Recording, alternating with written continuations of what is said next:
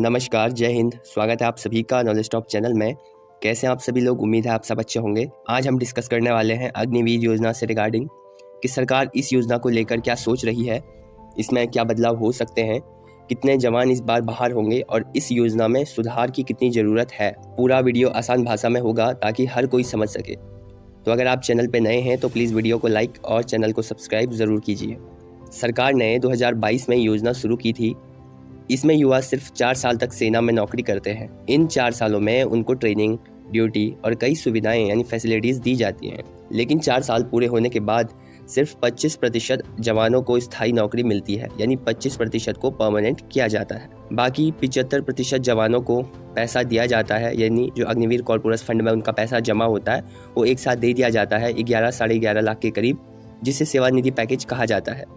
इस योजना का मकसद और ऊर्जावान बनाना है और सरकार का पेंशन का खर्च भी कम करना है। बात करते हैं इसमें गवर्नमेंट सोच क्या रही है। तो शुरुआत में इस योजना को लेकर बहुत विरोध हुआ था। कई विशेषज्ञों ने कहा कि 4 साल की नौकरी के बाद भविष्य को लेकर जवान असुरक्षित महसूस कर रहे हैं। अब सरकार भी मान रही है कि इसमें कुछ सुधार की ज़रूरत है। इंडियन आर्मी, एयरफोर्स, नेवी तीनों सेनाओं ने भी ये प्रपोजल रखा है कि इसमें कुछ ना कुछ सुधार किया जाए। खबरें आई हैं कि सरकार इस योजना में बहुत छोटे बड़े बदलाव करने पर विचार कर रही है। हो सकता है कि स्थायी नौकरी के लिए जाने वाले जवानों का प्रतिशत बढ़ाया जाए या फिर सेवा समाप्त होने के बाद बाहर जाने वाले जवानों के लिए और अच्छे मौके बनाए जाएं। नियम साफ है, 4 साल की सेवा पूरी होने के बाद 75% जवानों को बाहर जाना है। मान लीजिए अगर इस बार 25,000 जवान भर्ती हुए थे, आप ये मान सकते हैं ये एक एस्टिमेट है, तो लगभग 18,000 से ज़्यादा लोग बाहर हो जाएंगे। ये जवान सिर्फ 21 से 24 साल की उम्र के होंगे, बहुत युवा। ऐसे में उनके लिए नौकरी पाना और जीवन आगे बढ़ाना सबसे बड़ी चुनौती बन जाती है। योजना में सुधार की ज़रूरत क्या है और कैसे होना है सुधार? दोस्तों, हम ग्राउंड पर जवानों और विशेषज्ञों से सुनते हैं तो कुछ बड़ी समस्याएं सामने आती हैं। भविष्य की अनिश्चितता, 4 साल बाद 75% जवानों को बाहर होना पड़ता है। अब इसमें सुधार क्या कर सकते हैं? सेवा की अवधि 6 से 8 साल की जाए या जो परमानेंट करने वाले सोल्जर्स हैं उनकी नौकरी की संख्या भी बढ़ाई जाए। पेंशन और सुरक्षा की कमी, बाहर जाने के बाद उन्हें पेंशन या लंबी सुरक्षा नहीं मिलती है, तो इसमें सुधार ये हो सकता है कि कम से कम छोटी पेंशन या जीवन सुरक्षा योजना मिलनी चाहिए। बाहर आने वाले जवानों को तुरंत नौकरी नहीं मिलती।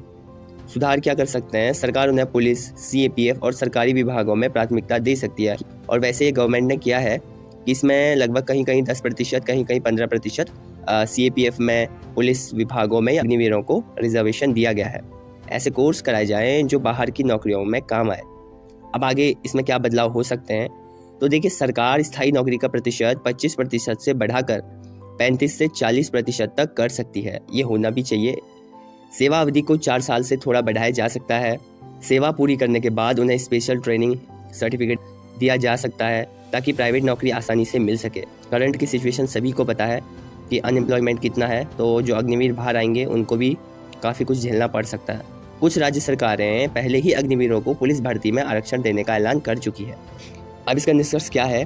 दोस्तों, अग्निवीर योजना एक नया प्रयोग है।